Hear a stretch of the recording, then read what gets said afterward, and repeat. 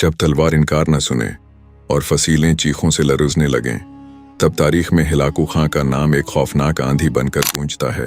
तारीख के औराक में एक ऐसा नाम दर्ज है जिसने पूरी दुनिया को लर्जा कर रख दिया। हलाकू खां, चंगेज खां का पोता, मंगोल सल्तनत का खून पीने वाला शेर, और वो आफत जिसके गुजरने से शहर आबाद से उजड़े हुए कब्रिस्तान बन जाते थे। हलाकू ने सिर्फ जंगें नहीं लड़े बल्कि तहजीबों को राख में बदल दिया। उसकी आंखों में रहम का कोई कतरा न था और उसके कदमों के पीछे सिर्फ तबाही के साए रह जाते थे। हलाकू खां का सबसे खौफनाक हमला बगदाद पर था, वो शहर जो इल्म, दौलत और तहजीब का मरकज था। 1218 में जब हलाकू की फौजें बगदाद की दीवारों तक पहुंचे तो शहर के लोगों ने कभी सोचा भी न था कि क़यामत उनके दरवाजे पर खड़ी है। 6 हफ्ते के मुहासरे के बाद शहर टूट गया। फिर वो हुआ जो किसी ने ख्वाब में भी न देखा था। मंगोल फौज ने घरों में घुसकर नस्लें मिटा दें, गलियां खून से भर गईं। न औरतों को बख्शा गया, न बच्चों को, न बूढ़ों को।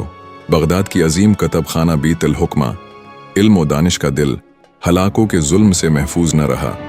लाखों किताबें दरियाए दजला में फेंकी गईं, यहाँ तक कि दरिया की लहरें सियाही से सियाह पड़ गईं।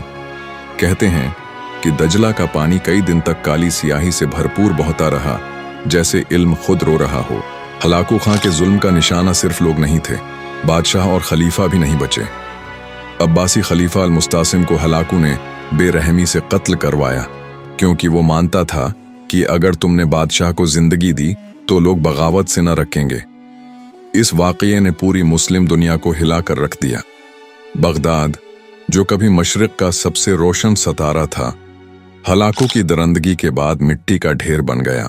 हलाकू जहां से गुजरता, शहर या तो जला देता या इजाड़ देता।